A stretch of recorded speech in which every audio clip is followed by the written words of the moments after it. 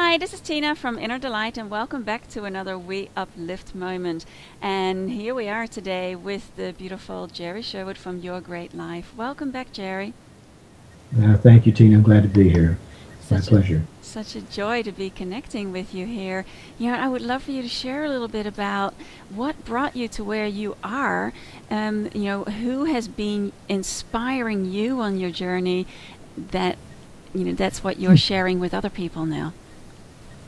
Wow, that's a big one. I don't know that I can go entirely as to what brought me here because it's been a process that's really been lifelong, and there have been turning points which were major.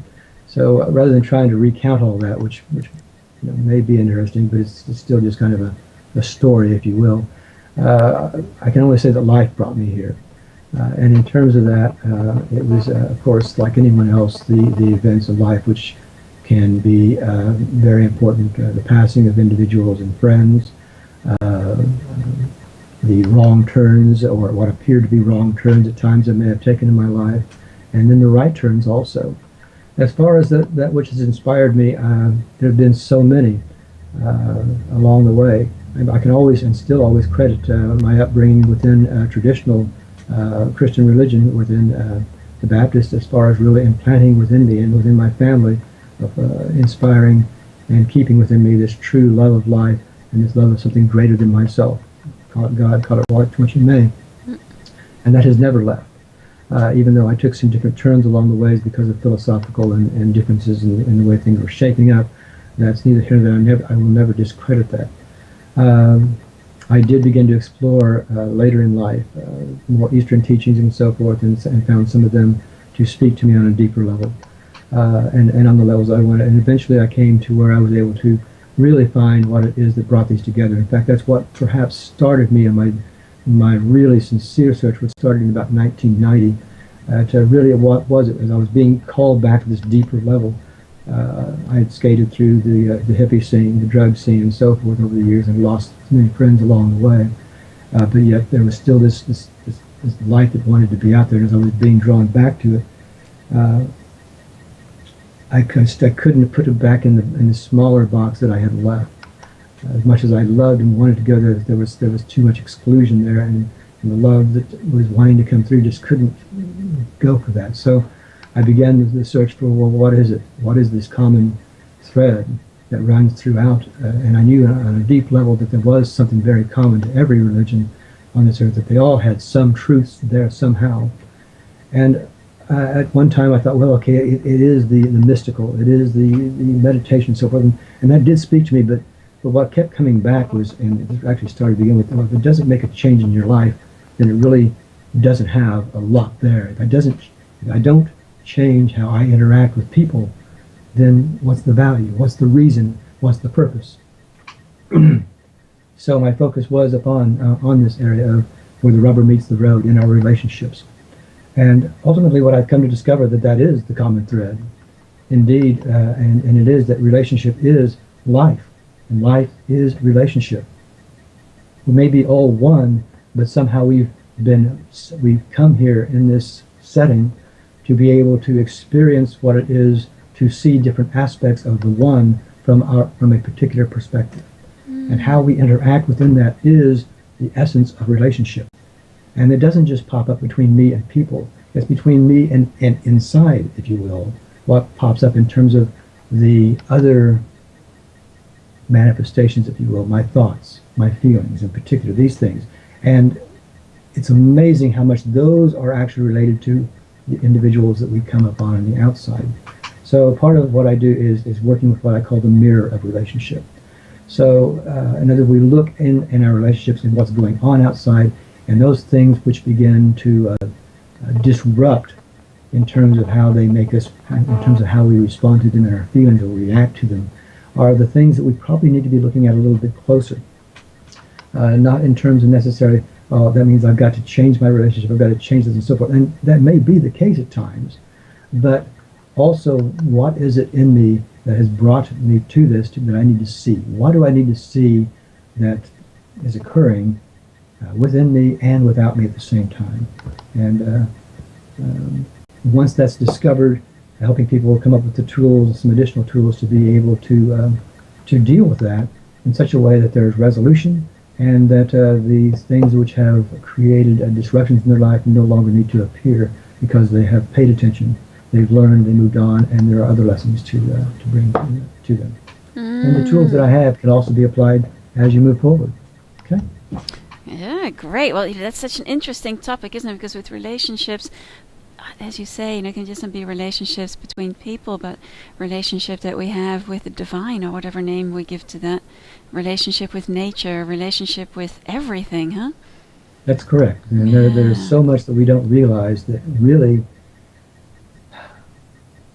well, there's relating, and then there's relating to our ideas, which aren't at least 2 steps removed away from the reality of what's there. So each removal of something which is in the way of being fully in contact, fully conscious, and fully aware of not only the interaction between, but kind of the whole context of what we're in, and the larger that context is, then the greater the experience, and the more the joy of the moment and joy of life shines and is able to express itself, is one way to put it as well. How did the name come about, Your Great Life? I received some of the training. A lot of what I have done seemed to be spontaneous with me. I wasn't sure when I had a very strong opening and a couple of epiphanies along the way that were so powerful that I knew I had to share them. But I really didn't know how or what to share because I had no idea what had been going on. Eventually I came across a gentleman by the name of Tom Stone. He still has a wonderful company called Great Life Technologies. And when I heard him speak the first time, he used an exercise he called the GAP, which is Greater Awareness Places. He called it. That's what the GAP stands for. And he led people into it's a very simple exercise to be able to point them to the awareness behind our thoughts. And of course, I had experienced this already deeply, but never really thought much about what it was. But as I followed the exercise and I hit that, and I'm going, oh wow! And that's it.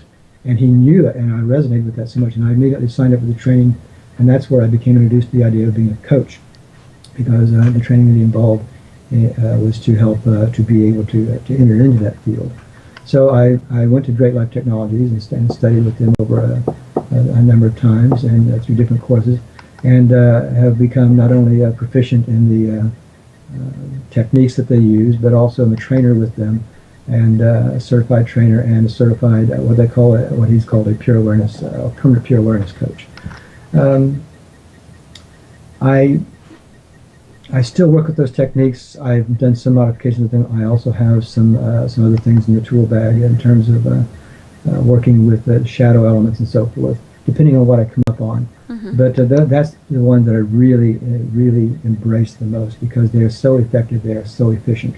When I came back from my training there, I'm thinking, well, what's the name? Well, I don't want to come off his name entirely, but when I used to work in radio broadcasting. And I loved it because it was my opportunity to be able to, even though I'm not a great musician, to be able to take great musicians' work and to put it together in a fashion which created pictures, if you will. In other words, I was very free form working at that, and I got to do that a little bit towards the end of my career there. And one station I got to program, I called Your Radio Station because I wanted to make it personal to people, and that was just what came up. I said, "Well, make it Your Great Life." And so that people could really look at it and say, well, this is not talking about his, it's mine. You see, and that's what it really is. It's about your great life, and in essence, it's always there, but we never see it, or we seldom see it. And this is about making it so it's visible more and more so that you know, and you can really discover moment by moment what your great life is and what it really looks like, and how you can share it with others and share it more with yourself and just be in it and know it, So that was the essence of it. And I love it.